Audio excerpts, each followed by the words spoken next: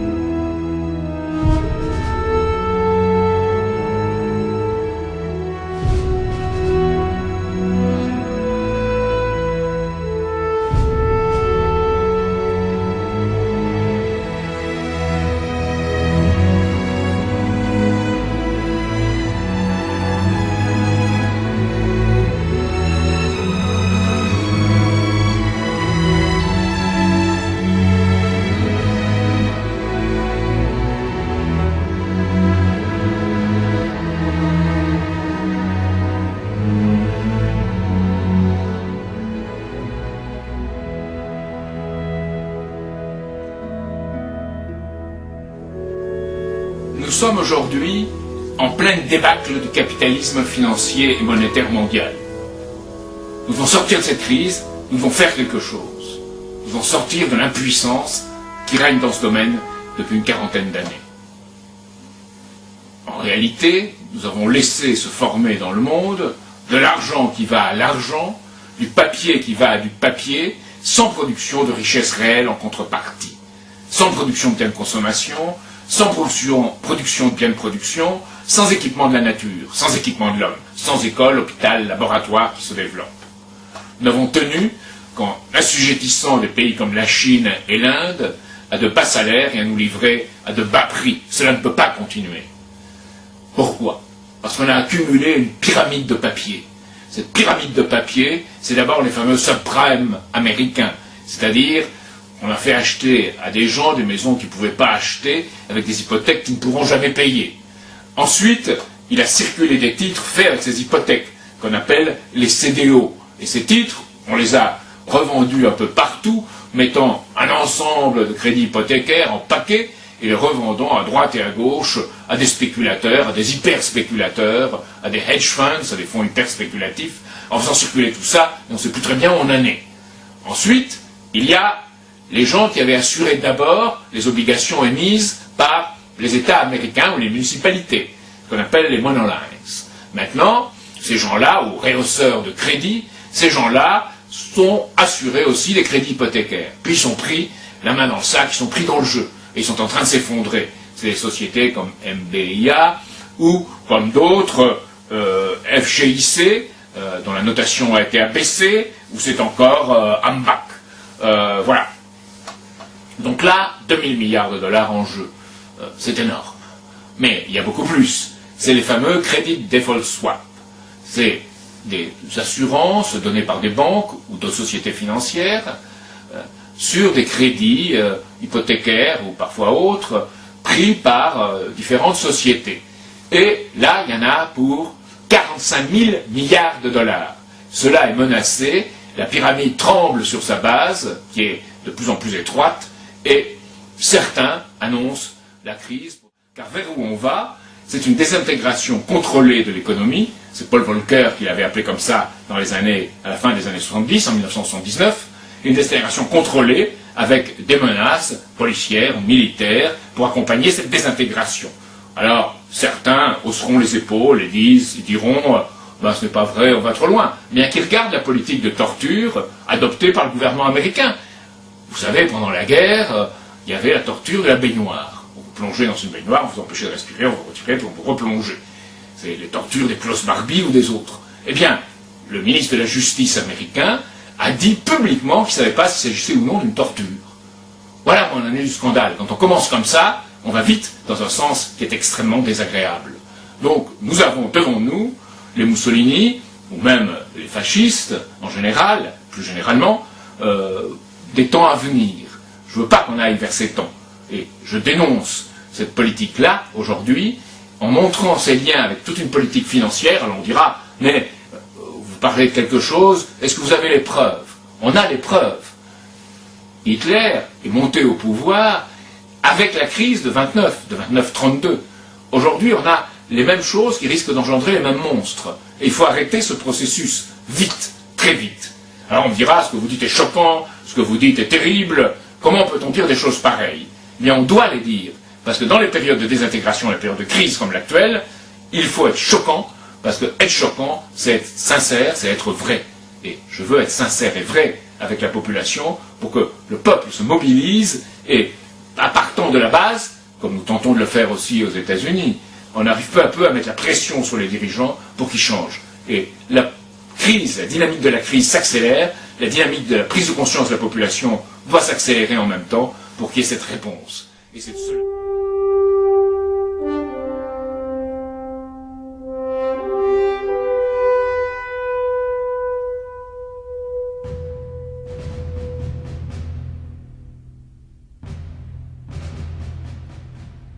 La crise alimentaire qui menace des millions de personnes dans au moins une trentaine de pays n'a pas pour seule origine l'explosion de la demande mondiale ou encore de mauvaises récoltes.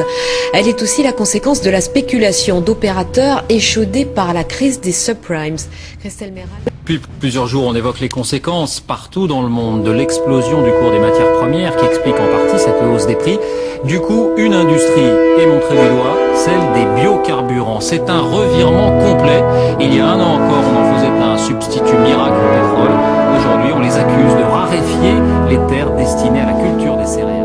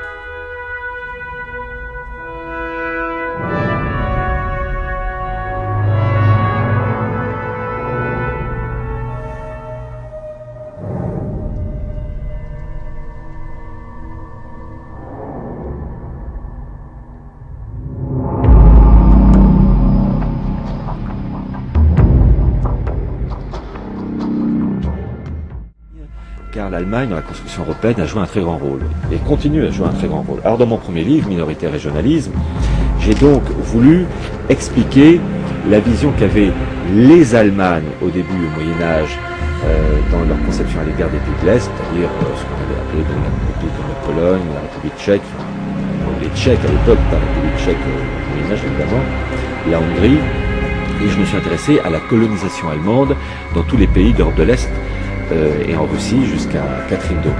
Et j'ai constaté que toutes ces populations allemandes obéissaient aux mêmes critères d'autonomie politique, économique, fiscale, culturelle, et ces groupes perduraient au sein de ces populations slaves et magyares sans se fondre dans la masse environnante.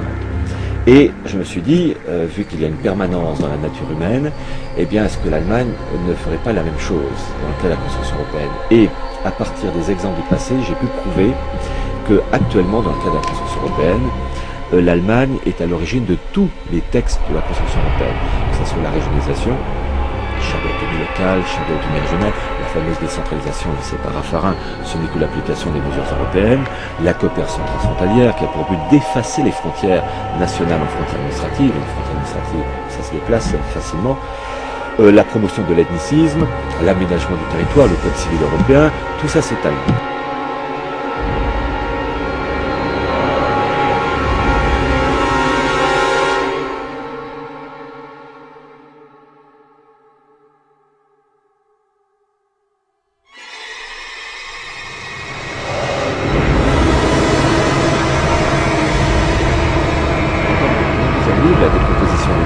européenne, qui présente d'ailleurs une carte avec une Europe de l'Ouest déjà en voie de décomposition, et puis surtout avec un drapeau européen.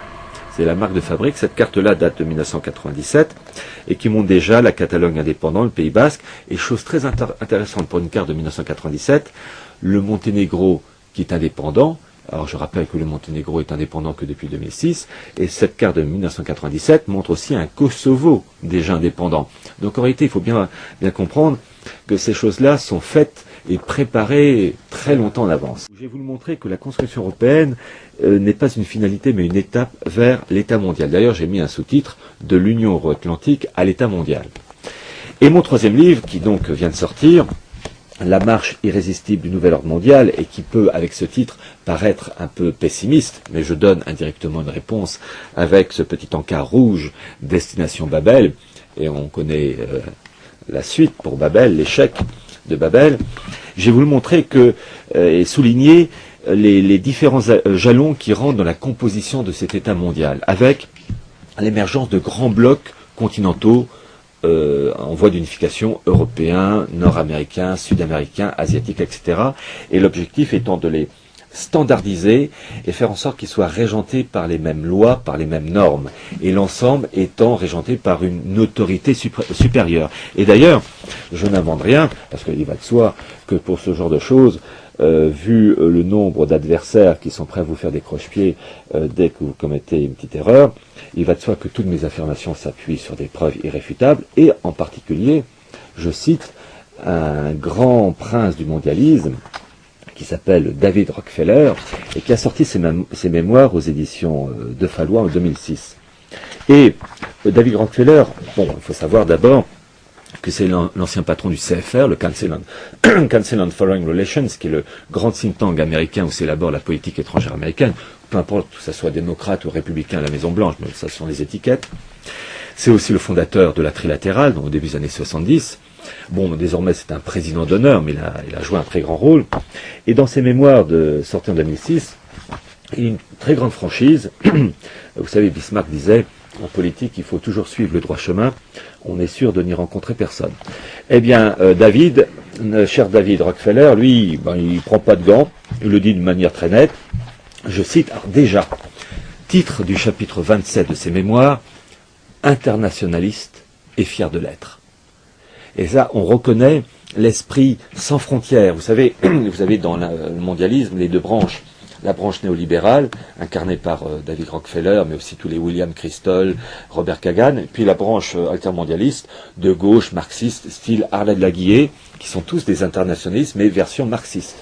Peut-être juste expliquer aux gens ce que c'est le mondialisme et la mondialisation. Oui. Pour bien que les gens puissent situer la différence. Faire la différence, voilà, oui, parce qu'il y a une confusion entre ces deux termes. D'ailleurs, c'est ce que j'établis cette distinction dans l'avant-propos, dans ce livre, La marche irrésistible du nouvel ordre mondial, aux éditions François-Xavier Guibert, où je dis que finalement la mondialisation est une chose normale. Ce ne sont que des échanges humains, matériels, financiers, et qui évoluent avec l'évolution technique.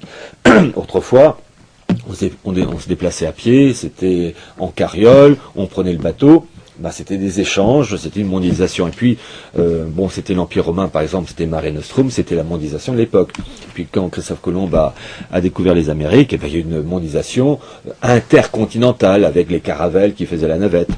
Et puis ensuite, les découvertes se sont étendues sur toute la planète, il y a eu des échanges, et puis des échanges qui se sont multipliés avec la voiture, le téléphone, puis maintenant n'en parlons pas avec Internet. Donc ce n'est ni bien ni mauvais, c'est simplement les moyens techniques qui font que les choses s'accélèrent et qu'on peut se déplacer plus facilement en Australie qu'il y a 100 ans. Voilà. En revanche, la distinction avec la mondialisation est à établir avec le mondialisme. Le mondialisme est une philosophie, et je dirais même plus, une mystique. Car finalement, c'est la volonté de créer un homme, l'homme nouveau. Alors, toutes les idéologies, qu'elles soient communistes, nazis, etc., ou révolutionnaires, où on voulait créer un homme nouveau. Vous savez, ce fameux révolutionnaire français, je crois que c'est Gracchus Babeuf, qui disait si on ne peut pas changer le peuple, changeons de peuple. Alors, ça vous nitrate à tire-larigot à grands coups de génocide.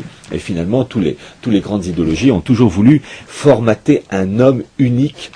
Et le mondialisme a pour but de détruire les nations, de détruire les traditions, les différences, et créer un fromage, mais vraiment insipide, une pâte molle, un esprit uniformisé, standardisé, pensant pareil et consommant pareil. Et d'ailleurs, dans le mondialisme, vous avez le principe du glocal, qui est un terme qui n'est pas tellement connu, qui est la construction de local et de global. L'objectif, c'est finalement de faire un mélange des populations, des cultures, de telle manière que l'on habite Paris, New Delhi, Washington, Ploudalmézeau en Bretagne, ou Botswana en Afrique australe, il y ait un tel mélange de cultures et de populations que ça soit exactement pareil, que chaque local représente la population globale, et que la multiplication de chaque local représente le global, et donc la fusion des deux représente le glocal. Pensons donc pareil, consommons pareil. Et c'est ça que veut faire le mondialisme, avec qui plus est une inversion des valeurs. Finalement, je dis toujours que finalement l'objectif du mondialisme, c'est de faire de l'homme un simple estomac prolongé par un sexe. C'est tout. C'est-à-dire vraiment réduire l'homme à pire qu'un animal. Et ce qui est révélateur, c'est de voir finalement, et je le dis dans ce livre, dans La marche irrésistible d'une nouvelle ordre mondiale, c'est que tout ça, ça a été annoncé il y a des dizaines, pour ne pas dire des générations, des dizaines d'années, entre autres dans le fameux livre Aldous Huxley, Le meilleur des mondes, livre sorti en 1931, qui raconte l'histoire d'un État mondial divisé en 10 communautés continentales, 10 ou 7, je ne sais plus, et la communauté continentale européenne est dirigée par un grand administrateur qui s'appelle Mustapha Meunier. Prénom typiquement arabe, nom typiquement français. Et là, c'est bien ce mélange du glocal, où on doit avoir un mélange le plus homogène possible de toutes les cultures, de toutes les religions. Et évidemment, tout ça, c'est uniformisé. Alors cet état mondial, raconté par Aldous Huxley, est atroce, parce que vraiment, on a un monde, j'allais dire, qui n'est plus humain, où ce sont des consommateurs et des jouisseurs, mais des jouisseurs tordus, puisque il y a entre autres la prise d'un produit qui s'appelle le soma, et le soma qui doit rendre heureux, parce qu'il faut être heureux.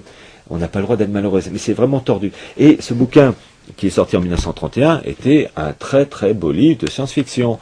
Et oui, alors à l'époque, en 1931, mais quand on le relit, tout d'un coup, on se rend compte, en 2007, qu'il y a des passages qui ressemblent terriblement à notre époque. Déjà, le monde, dans le bouquin de Huxley, qui est divisé donc en 10 administrations continentales, eh bien c'est ce qu'on veut faire actuellement avec l'Union européenne, d'où la volonté mordicus d'établir un traité modificatif, la volonté d'établir une Union nord-américaine, qui a été lancée officiellement en 2005 avec les États-Unis, Canada et Mexique, une seule entité politique, économique et militaire avec une monnaie unique remplaçant dollar américain, dollar canadien et le peso mexicain qui s'appellerait l'Amero.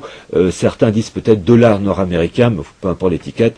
L'objectif, c'est une monnaie unique avec une banque centrale nord-américaine, Super Fed. Et c'est pareil pour l'Amérique du Sud, puisque fin 2004, on a lancé ce qu'on appelait la déclaration de Cusco, qui a pour objectif donc de créer un État sud-américain avec un parlement sud-américain, une monnaie sud-américaine. Et puis fin 2006, on a lancé l'Union asiatique. Et donc créer ces grands pôles qu'il faudra ensuite fusionner pour créer une sorte de région monde.